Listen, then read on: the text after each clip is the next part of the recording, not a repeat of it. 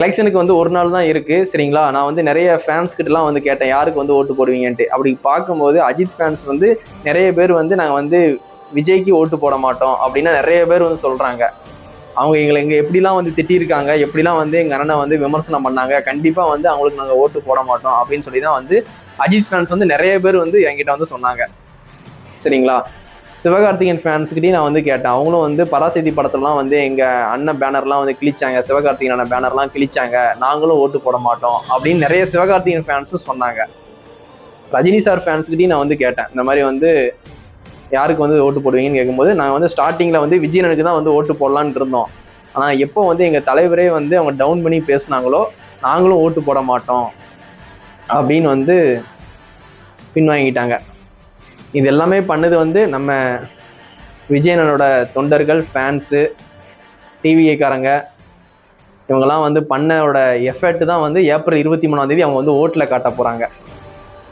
அவங்களுக்குலாம் வந்து மன வலிமையே இல்லைன்னு சொன்னீங்களே, அவங்களோட மன வலிமையை வந்து உங்களுக்கு ஏப்ரல் 23 வந்து ஓட்டில் காட்ட போகிறாங்க.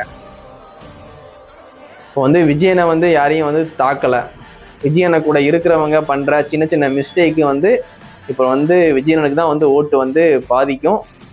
இதுக்கப்புறமாவது வந்து எல்லாருமே வந்து திருந்துங்க, அவ்வளோதான்.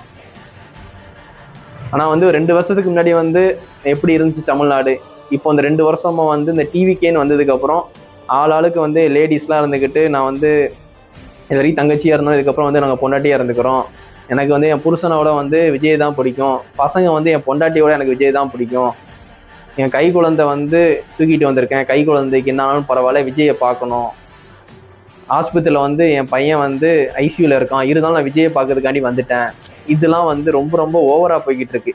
இந்த ஜென்ரேஷனை அப்படியே வந்து கொண்டு போனால் நாடு இன்னும் ரொம்ப மோசமாக போயிடும். அதனால இந்த மாதிரி விஷயத்துக்கு வந்து நான் சப்போர்ட் பண்ண மாட்டேன்னு சொல்லிட்டு டிவிகேலேருந்து நான் வந்து வேண்டாம், டிவிக்கே எனக்கு வேண்டாம், அந்த நேம் கேட்டாலே எனக்கு வந்து ஒரு மாதிரியா ப்ரெஷர் ஆகுது, டிவிகே நேம் கேட்டாலே வந்து ஒரு மாதிரியா எனக்கு கோபம் வருது, அந்த அளவுக்கு வெறி ஆகுது.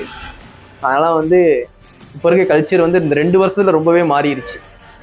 நீங்களே நிறைய வீடியோ பார்த்துருப்பீங்க, அவன் வந்து இந்த பொண்ணுங்களும் சரி பசங்களும் சரி இஷ்டத்துக்கு வீடியோ போடுறது, துண்டை போட்டுக்கிட்டு வாய்க்கு வந்து இதெல்லாம் பேசுறது, கெட்ட வார்த்தை பேசுறது, புருஷனோட வந்து அவரை பிடிக்குன்னு சொன்னால் அவன் புருஷனோட மைண்ட் செட் எப்படி இருக்கும், அந்தந்த வீட்டில் வந்து சண்டை நடக்கிறது, எல்லாத்துக்கும் காரணம் வந்து நம்ம நடிகர் விஜய் தான்.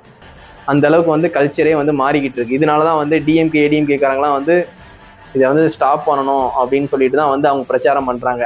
முன்னாடி எப்படி இருந்துச்சு கல்ச்சர் தமிழ்நாடு, இப்போ எப்படி இருக்குது அப்படின்ட்டு.